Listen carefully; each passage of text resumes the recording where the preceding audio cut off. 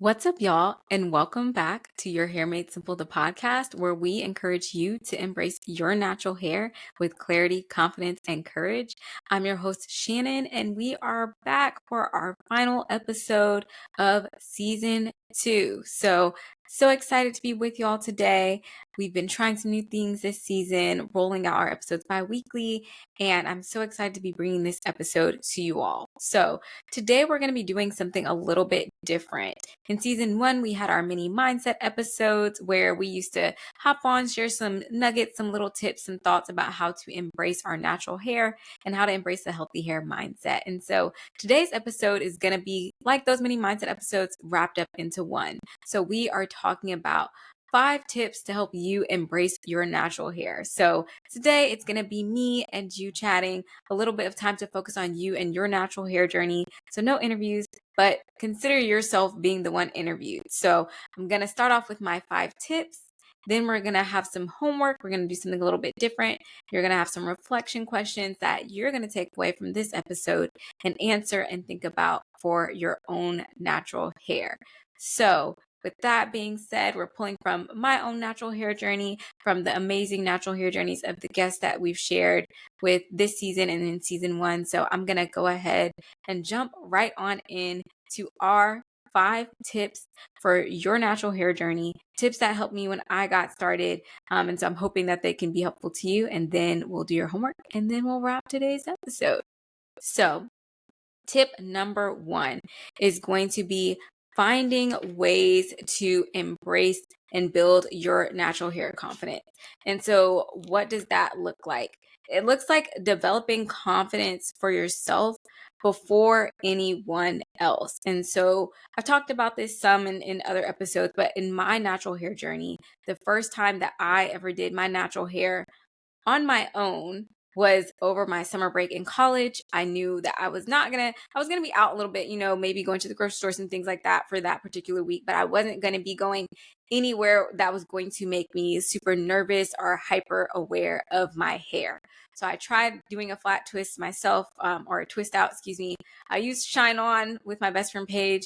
My curls were limp. They did not look the best, but it gave me time, knowing that I wasn't going anywhere, just to kind of adjust to how my hair could look in its natural state when I was doing it for the first time. And so I did that at home. I did that in a space where I was going to be able to test things without having other people, kind of speak against my confidence or attempt to make comments that might hinder me from wanting to try doing my hair in a natural state again. So for you, wherever you are in your natural hair journey, finding that safe space or finding that time period where you're going to be able to test things for yourself, get comfortable with how you look for yourself before you go into an environment that could potentially tear down your enthusiasm or your willingness to keep trying natural hairstyles before you do them. So maybe not testing things out when you know you have like a high stress work event or a high stress trip coming up or an engagement like that, but maybe a time where it's a weekend where you don't have too much going on.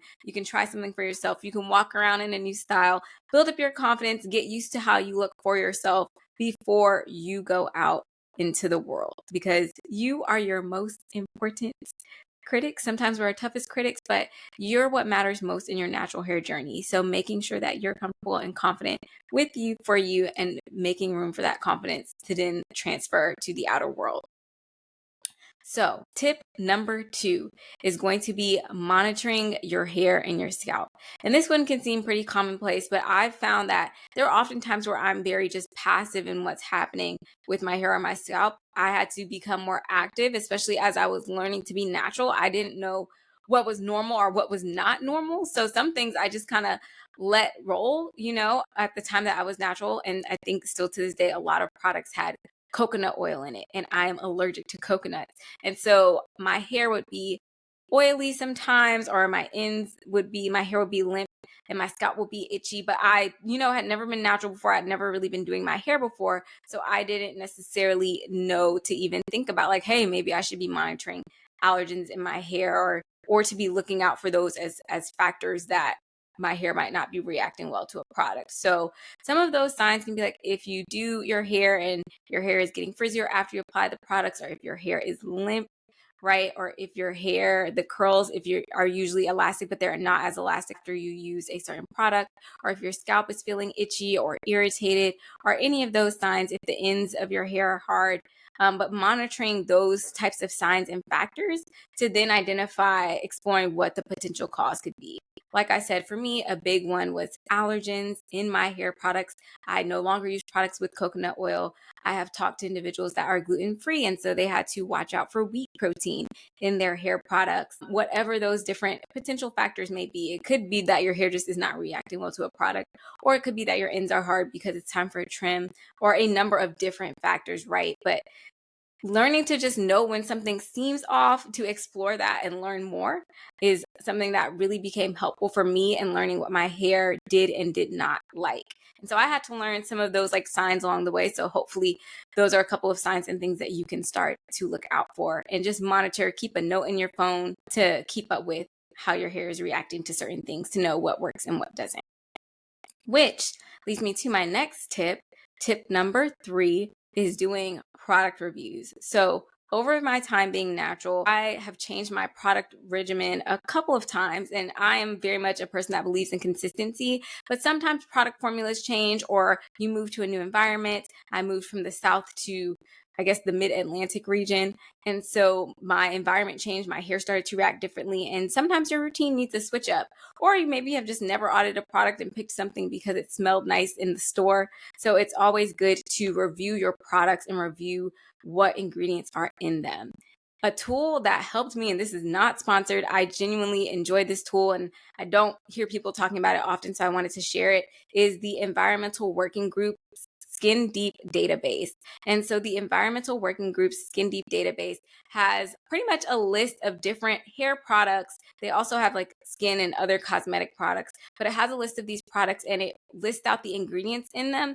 And it has like a scale of 1 to 10 in terms of if they have any toxins that are harmful to the environment, any things that are known allergens, any things that, have been known to cause cancer, or any of those types of ingredients in your hair products. So when you go into the store and you're trying to find a new product or checking things out, I know it can be really challenging to on the spot turn over the bottle and say, like, there's all these ingredients on the back. What do they mean? The Environmental Working Group is a great resource to go in, search for a hair product. Most large brands are on there, and then just see holistically from the product instead of trying to search for a particular ingredient. What does that mean? Once you see ingredient names enough, you do start to become familiar with them. But to just check out a product and assess like what the ingredients are in it, the Environmental Working Group Skin Deep database is a great resource. And ideally, you can look things up beforehand, but of course, just being able to know that there's a resource like that was very helpful for me in starting my natural hair journey and familiarizing myself with the different ingredients that are in our natural hair products, and to make choices that were going to be healthy for my hair and healthy for my body. As you know, what you're putting on your hair impacts like going into your body and all of those things as well. So they also have a section that's hair for people of color. So they have a hair section and hair for people of color. So I think they're doing their best to help us curly and kinky and coily folks out in terms of products. So you can check it out. The website is ewg.org, and then I think it's / skin deep or skin deep database, but you can also search it in the website. Again, not sponsored, but definitely worth checking out. And so my next tip when it comes to products, for me as a beginner, when I was starting out my natural journey, I did not necessarily focus on curl type or curl pattern, but I focused on understanding my hair's porosity. So how my hair absorbed moisture, whether it was low porosity, which essentially means that it takes longer for your hair to absorb moisture. If your hair is high porosity, your hair absorbs moisture and water quickly, but it goes out just as fast as it goes in. So your hair gets drier much faster. And then medium porosity is that happy middle of the road. Your hair shafts are taking water in and they're retaining moisture at a good pace, right? And so for me, I discovered that porosity, it informed like whether I need to be focusing on protein or moisture in my products, and then how I should be applying. Low porosity, you're really trying to penetrate your hair shafts because they're essentially closed up and it's hard for your moisture to get in there. High porosity, you're trying to seal your hair shaft and make sure that everything stays in. And so with high porosity hair, a lot of times it can be because of damage. There are also people that are just born with high porosity hair, so don't want to disclude those folks, but usually there is a lean towards more protein for high porosity hair that I found in my research. So utilizing more protein in your ingredients to help kind of fill that hair shaft up and like hold in the moisture that you're wanting to provide to your hair. And then with low porosity, you don't necessarily need to focus as much on proteins because your hair is sealed tight. You need to focus on getting moisture into your hair. And so that being the main focus of the two. Medium porosity, you're really maintaining, you're at a good pace, not damaged hair, not struggling really to get absorption of the moisture in there. So really a happy middle of the road in your hair there. And then the other thing I focused on was whether my hair was fine, medium, or coarse. And so that's your actual hair shafts. If you have really fine hair versus really coarse hair, that kind of determines how well your hair can hold styles, right? Like fine hair being really soft, having your curls that are really easy to kind of brush out or hold styles, or even when it comes to braids, not really wanting things that are very heavy on your hair or really causing tension because you don't want it to like pull at your hair, since your hair follicles themselves are thinner versus coarse hair being like the thicker hair follicles themselves. So those were the two biggest things. Your hair has a lot of different properties, right, that you could focus on. But especially if you're starting out on being natural and you don't necessarily know what your curls look like yet, I feel like those two base level pieces to focus on can inform how you build your hair routine, how you focus on making sure that it gets moisture in versus if it needs protein, and then what styles you can do to really not strain your hair and know that your hair can hold and support it in the best ways. So those were the two things that I focused on outside of your curl type, outside of your curl pattern. And then the fifth tip that I have is changing my hair vocabulary. So for you, changing your hair vocabulary. When I was thinking about this, it's like, if you don't have anything nice to say, don't say it at all. But really changing and retraining our mindsets on our hair, right? So speaking with kindness to ourselves as we are learning to do something new, but so much of our natural hair, right, like has the stigma around it being difficult, it being hard to do, it being challenging to learn. And some of those things can be true, right? We're learning a new thing. New things are not often easy. And sometimes when we don't see our hair represented, especially for certain hair types, aren't as visible in even this natural hair world that we have today, it feels like our hair is challenging or not as present. And so for personal change, I think we have to start with ourselves and our language that we're using towards our natural hair. So saying, okay, like my hair is versatile. My hair is giving me an opportunity to learn something new, and getting okay with not feeling that you're good at your hair, right? Because when you're learning something new, oftentimes you're not going to be good at it, and that's okay. But being okay with the process and the journey and learning to use language that's embracing that, like, I'm glad I tried this new style today. And, finding the points that we can lean into in terms of positivity, and knowing also that you're doing better than you think you are. Just in terms of trying, you are doing better than you think you are. Those are the 5 tips that I have for your natural hair journey: embracing your hair confidence and building that up, monitoring your hair and scalp, doing a product review, and checking out the Environmental Working Group's Skin Deep database as a resource for that if you so choose, learning your hair porosity and identifying whether your hair follicles are fine, medium, or coarse, and changing your hair vocabulary to help you build your healthy hair mindset. With those tips being said, now I'm going to give you a little bit of homework for you to tell your own natural hair story. So consider yourself being the person being interviewed today. You're your own interviewer and the interviewee. Or I guess technically I'm your interviewer and you're the interviewee. So I'm going to give you 4 things, 4 little pieces of homework for you to do and for you to reflect on in terms of where you are in your natural hair journey based on those tips that we just discussed. So my first piece of homework for you is to reflect on how your hair has felt over the last 2 weeks. And if you sit and you find that you cannot recall, then my challenge to you is going to be that over the next 2 weeks, you take some time and reflect on how your hair is feeling when you're working out, when you're just out on a regular day, when you're putting it up before you sleep, when you're taking it down in the morning, keeping a note on your phone of how your hair is feeling, if your scalp's feeling itchy at any certain point, or if you find that typically your hair is fine at a week, but it's, for some reason your style isn't holding earlier in the week, whatever it may be, but just taking some notes and jotting that information down and being mindful of how your hair and your scalp are feeling. That way, if you're feeling great, you're feeling great. And if you notice anything, then you have the log and the records to do some research and identify what is going on there. So then homework assignment number 2, reflection point number 2, is to take a look at your products and the info and the ingredients that are in them. And sometimes we can just get so used to what we're using that we don't notice if a product ingredient has changed, or we've never taken the time to look and check those things out. So taking a look at your products, and if you've already done that and you're already familiar with them and you're considering maybe trying a new product, assessing that product, you can use the environmental working groups platform, or just check out the ingredients themselves, do your own research and look at the ingredient list there and identify what's in your products. Do you see any allergens? Do you see any things that might be harmful? Are there any things that you want to change in your ingredients, right? Or are you feeling confident with your lineup of your products after you've taken a look through the environmental working group database or done your own research to look at your product ingredients? So then your third piece of reflection is going to be to write your own hair affirmation. And honestly, that's something that you can do right now. You can take a second, think of what an affirmation for your hair will be at this current state right now. You know, we're all about affirmations here. That's something that I love to ask our guests. So think about what your hair affirmation for your journey is currently. And if you don't have one, I will give you one on loan.